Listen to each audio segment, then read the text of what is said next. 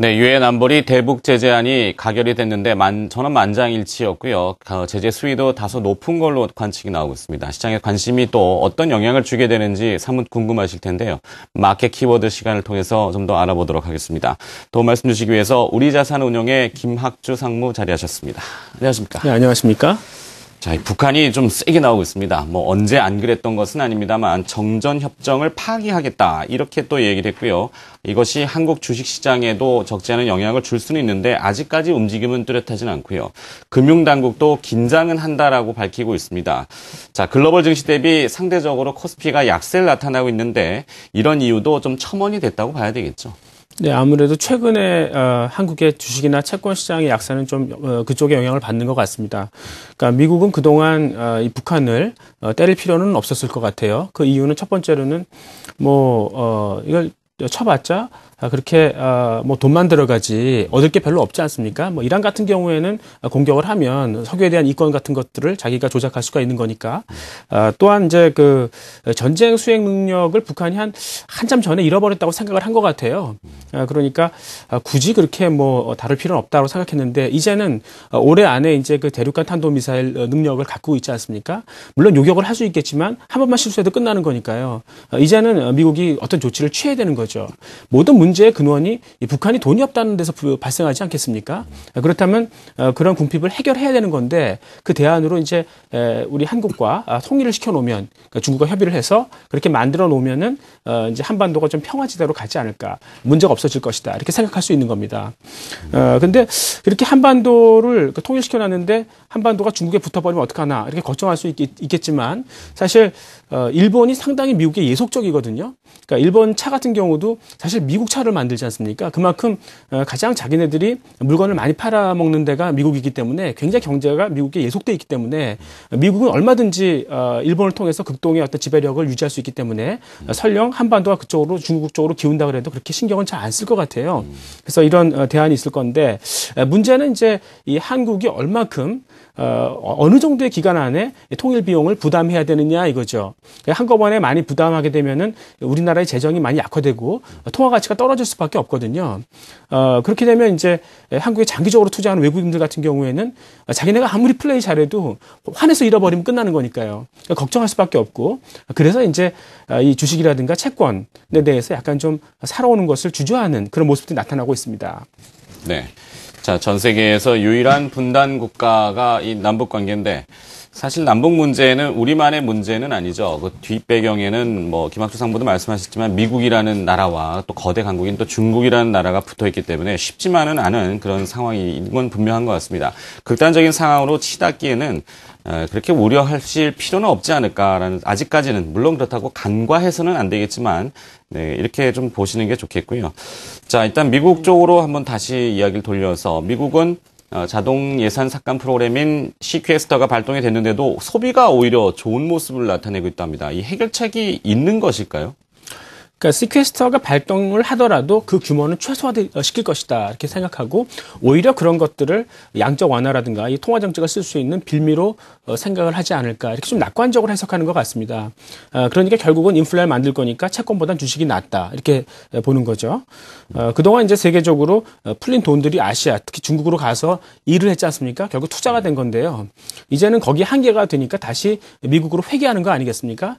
달러가 강해지고 미국인들이 구매력을 갖고 소비를 늘리는 거죠. 그래서 최근에 이제 ADP 민간 고용이라든가 소매 지출 같은 게 많이 좋아지는 그런 모습이 나타나고 있습니다. 예를 들면 지난 2월 달에 미국 자동차 판매가 1,540만 대, 그러니까 연율로 보면은 1,540만 대 정도까지 올라갔어요. 그러니까 리만 사태 이전에 한 1,650만 대 했었거든요. 거의 다 올라온 거죠. 그래서 어디가 어느 차가 많이 팔렸나 이렇게 보니까 픽업 트럭이 많이 팔렸습니다. 그러니까 그동안 미국 사람들이 등치가 크지 않습니까? 그러면 이 픽업 트럭 같은 걸 되게 타고 싶어 했거든요. 근데 기름값이 비싸니까 못 탔었어요. 근데 이제 미국에서 에너지 가격이 많이 싸지지 않습니까? 그러니까 이제 사는 거죠.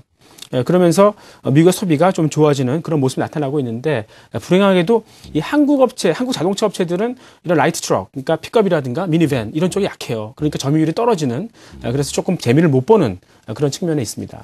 그렇군요. 자, 우리 자동차 업체들도 물론 그걸 한 번에 확 바꿀 수는 없겠지만 소비 동향에 대해서도 한번 분석을 해보시면은 돌파구가 또 있을 수 있겠다라는 생각을 가져봅니다. 자, 삼성전자가 최근에 일본의 샤프 지분을 3% 인수했다. 이렇게 보도가 나왔습니다. 이 어려운 경쟁사를 돕는 궁극적인 이유가 어디에 있다고 보십니까? 글쎄요, 그 샤프가 유일하게 10세대 그 대형 패널 장비를 갖고 있거든요.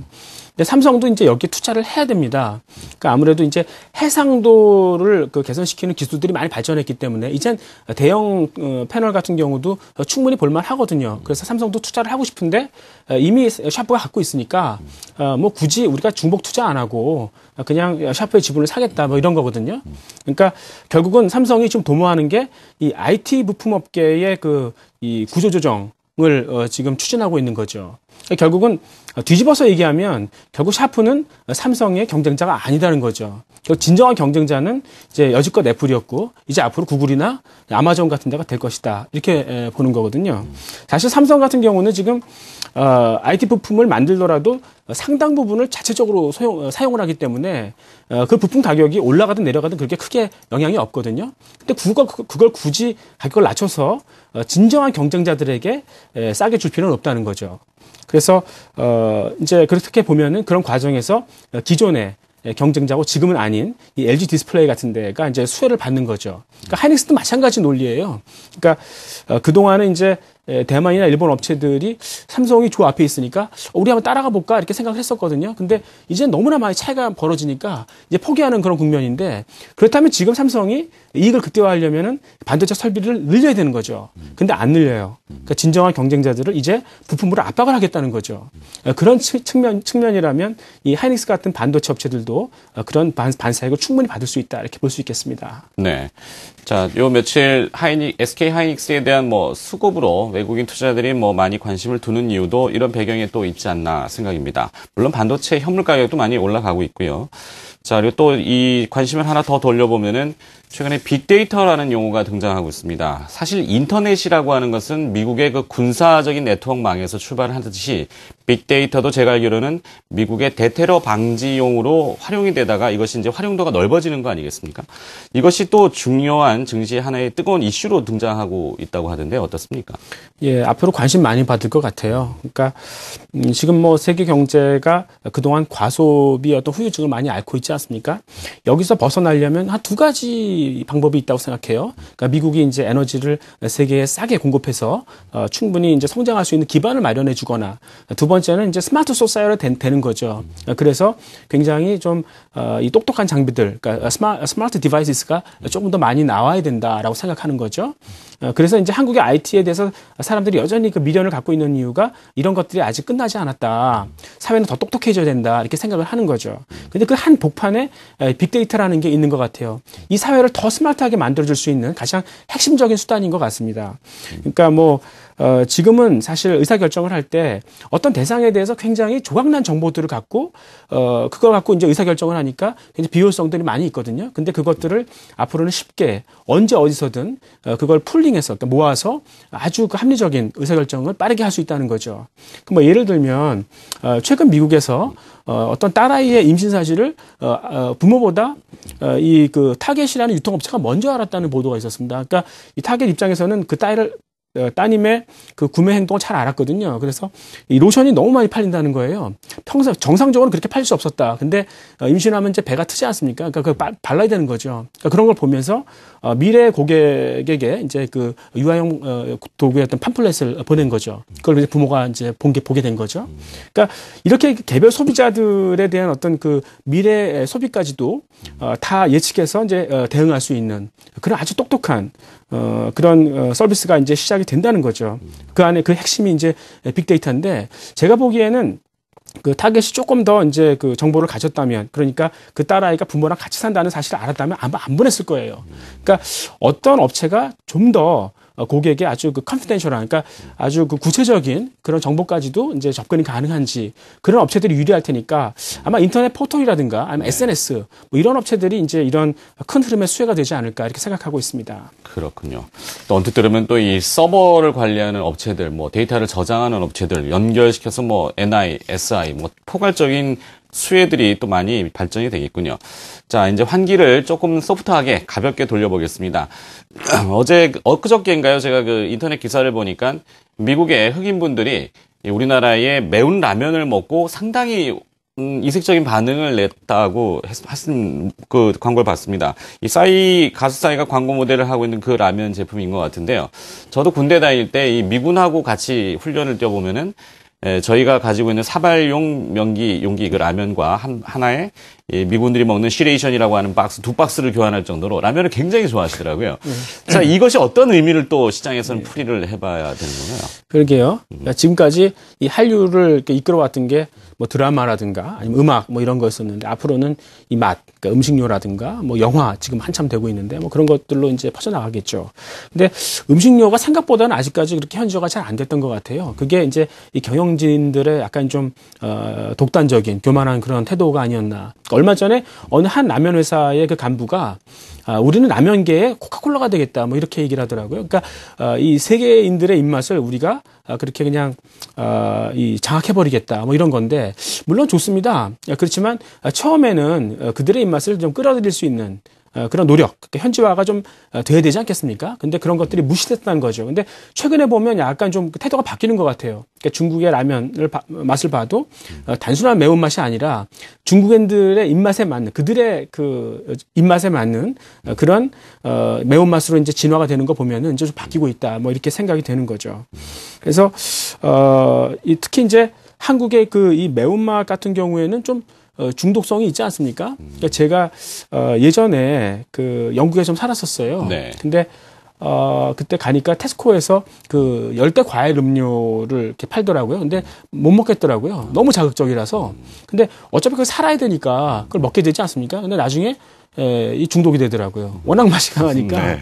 그러니까 이 강한 맛은 역시 이 중독이 됩니다. 우리나라 그 이 매운맛도 상당히 중독시킬 수 있다는 그런 장점이 있다. 이렇게 볼 수 있는 거죠. 지금 미국 라면 업계 같은 경우는 일본 업체들이 장악을 하고 있어요. 네. 근데 농심 같은 경우가 이제 최근에 이 월마트하고 직거래 계약을 했고요. 아마존하고는 지금 인터넷 오픈 마켓을 출시했거든요. 그래서 3년 내에 미국 시장 점유율 2위로 도약을 하겠다. 이렇게 발표를 하고 있습니다. 그래서 이제 그런 쪽에 한번 관심을 가져볼 필요가 있겠고요.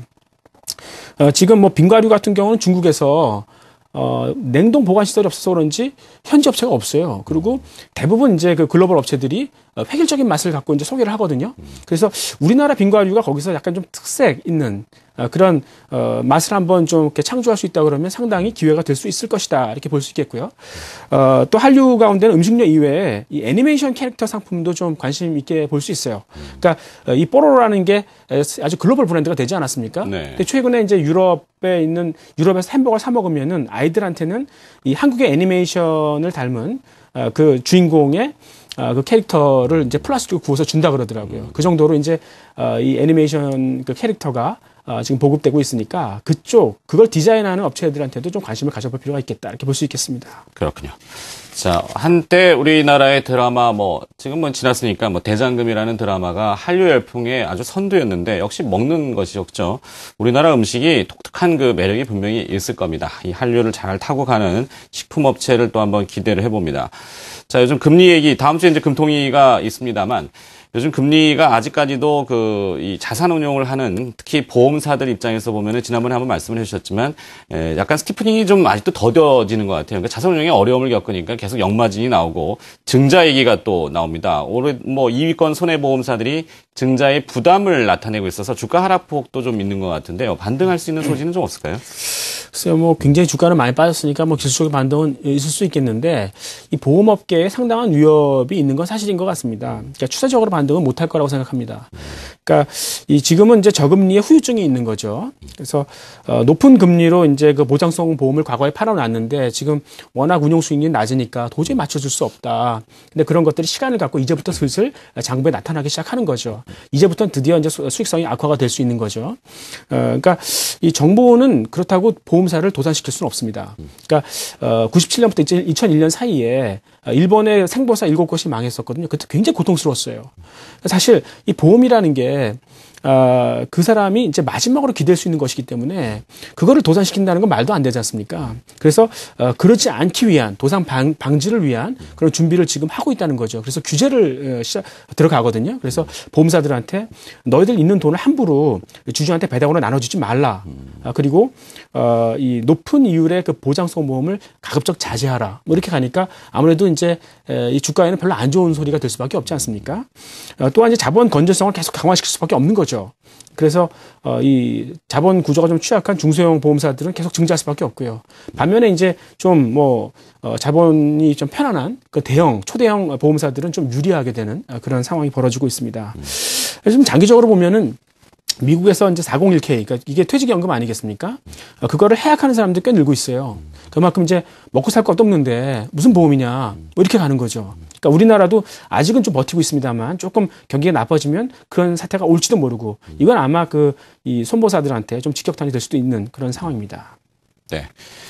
자, 이 금융회사들은 여러분들도 아시겠지만 3월 결산 법인들이 좀 많습니다. 은행, 증권, 보험사들이 그런데요. 이 3월 달에 배당을 받으시려면 3월 말 경에는 주식을 보유하셔야 되는데 이 배당세가 또 올라간다고 하니까 그런 것도 한번 참고를 해보시고요. 자, 오늘 다양한 이야기들 또 들어봤습니다. 이 금요일 시간은 항상 저도 기대를 많이 하는 시간이기도 한데요. 좀 아쉽긴 합니다만 시간이 정해져 있어서 여기까지 듣도록 하겠습니다. 마켓 키워드였고요. 우리자산운용의 김학주 상무가 수고를 해주셨습니다. 고맙습니다. 네, 감사합니다.